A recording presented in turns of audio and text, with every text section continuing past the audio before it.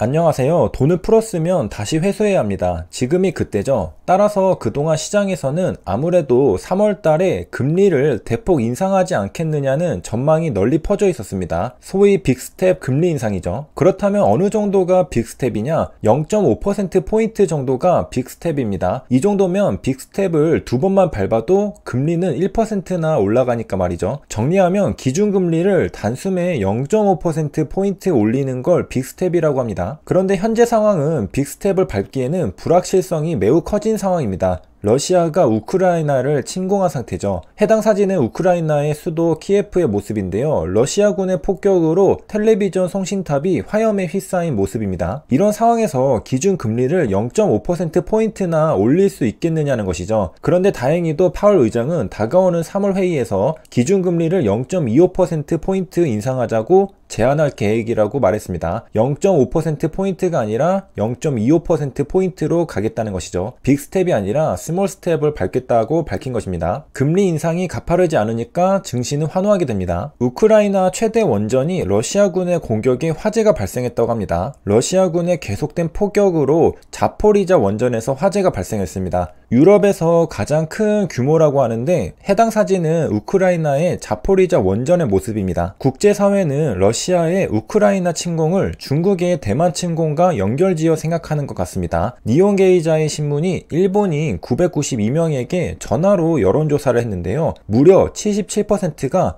러시아 침공의 여파로 중국이 대만에 무력을 행사할 수 있다고 보고 있었습니다. 인텔이 다음 주에 독일 신규 반도체 공장 110조 원 투자 계획을 발표한다고 합니다. 이로써 미국과 유럽의 반도체 동맹이 견고해질 것이란 분석이 나오고 있습니다. 현재 반도체 인프라는 아시아에 집중되어 있습니다. 한국, 대만, 일본 등의 반도체 공급망이 편중되어 있죠. 그런데 이번에 인텔이 독일의 반도체 신규 공장을 건설하면서 유럽 지역으로 확대하려는 움직임이 본격화되고 있는 것입니다. HLB는 공시에서 자사의 핵심 파이프라인 리보세라닙이 속해 있는 시장에 대한 분위기를 알려줍니다. 리보세라닙은 표적항암제입니다. 따라서 표적항암제 시장이 작년에 어떻게 성장했는지 밝히고 있습니다. 작년 2021년에 글리백 등 표적항암제들의 매출 상승세가 눈에 띄게 증가했다고 합니다. 예를 들어 유방암 치료제 허세틴, 비소세포 폐암 치료제 이레사, 림프족 혈액암 치료제 맘테라 등은 약 29%에서 39% 매출이 상승했다고 합니다. 그리고 간암 표적 항암제 넥사바, 대장암 치료제 아바스틴도 약 10% 매출이 성장했다고 합니다. 따라서 같은 표적 항암제 리보세라닙을 위한 시장도 긍정적인 분위기라는 겁니다.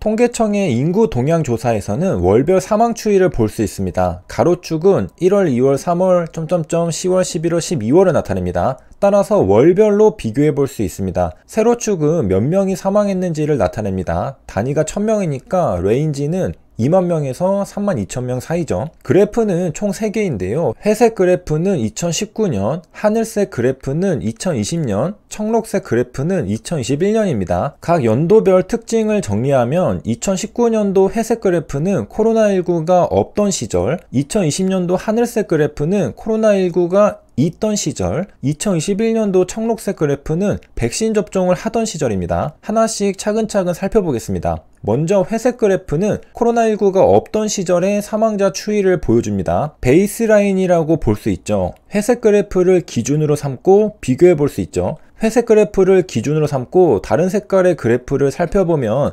코로나19가 사망자 숫자에 미친 영향을 이해하기 쉽습니다. 회색 그래프와 하늘색 그래프를 비교해 보겠습니다.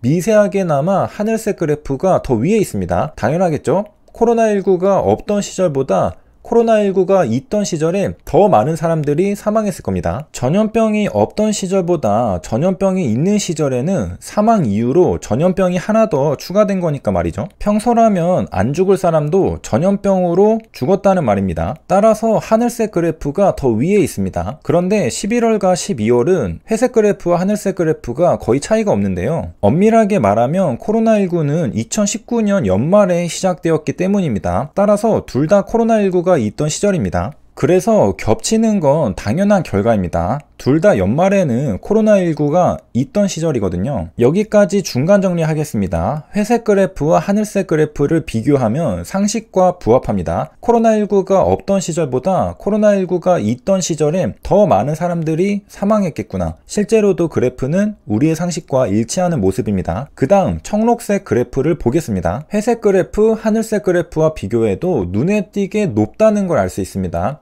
이전보다 더 많은 사람들이 사망했다는 소리죠. 달라진 건 무엇일까? 크게 두 가지입니다. 백신과 오미크론이죠. 2021년에는 백신 접종이 시작된 해입니다. 2월 26일부터 본격적으로 백신 접종이 이루어졌죠. 3월부터는 초록색 그래프가 다른 두 그래프보다 항상 위에 있습니다. 백신을 접종했지만 사망자 수는 줄어들지 않았고 오히려 이전보다 더 높아졌다는 사실입니다. 특히 11월과 12월은 하늘 높은 줄 모르고 치솟았습니다. 오미크론은 치명률이 낮아졌다고 하는데 이전과는 비교가 안 될 정도로 가파르게 사망자 숫자가 상승했습니다. 여기에서 인지 부조화가 생길 수 있습니다. 코로나19만 존재했던 2020년도 하늘색 그래프와 백신 접종을 했던 2021년도 청록색 그래프를 어떻게 이해해야 하는가? 백신 접종을 했으니까 사망자 숫자는 이전보다 줄어들어야 정상 아닌가? 코로나19가 없던 시절인 회색 그래프와 비슷해져야 하는 게 아닌가? 비슷하진 않더라도 적어도 하늘색 그래프보다는 감소해야 하는 거 아닌가? 그런데 오히려 거꾸로 사망자 숫자는 치솟고 있습니다. 이런 기현상을 이해하기 위해서는 크게 네 가지 가능성을 생각해 볼 수 있습니다. 첫째, 일단은 직관적으로 생각할 수 있는 건 백신 때문이다? 에이, 아닐 겁니다. 수많은 임상시험 논문이 백신의 효능과 안정성을 입증해주고 있습니다. 둘째, 하필이면 2021년에 사망한 사람들이 많았다. 우연의 일치라는 것이죠. 셋째,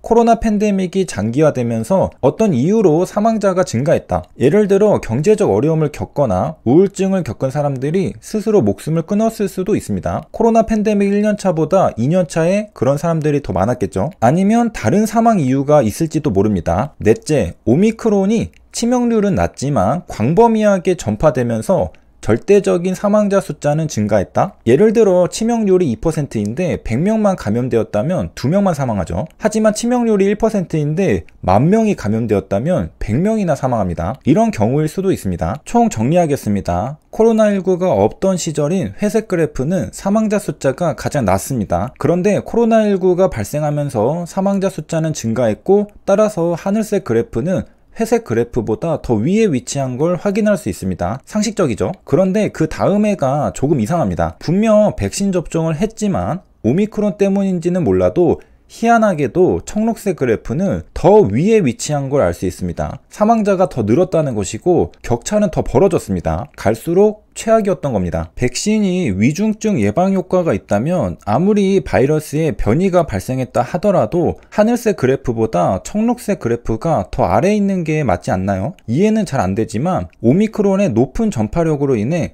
절대적인 사망자 숫자가 늘었다고 이해해야 할 것 같습니다. 세 줄 요약입니다. 빅스텝은 기준금리를 단숨에 0.5%포인트 인상하는 것을 말합니다. 인텔이 독일에 110조 원 규모의 반도체 공장을 투자하겠다고 발표했습니다. 표적 항원제 매출이 증가했습니다. 여기까지 시청해주셔서 감사합니다.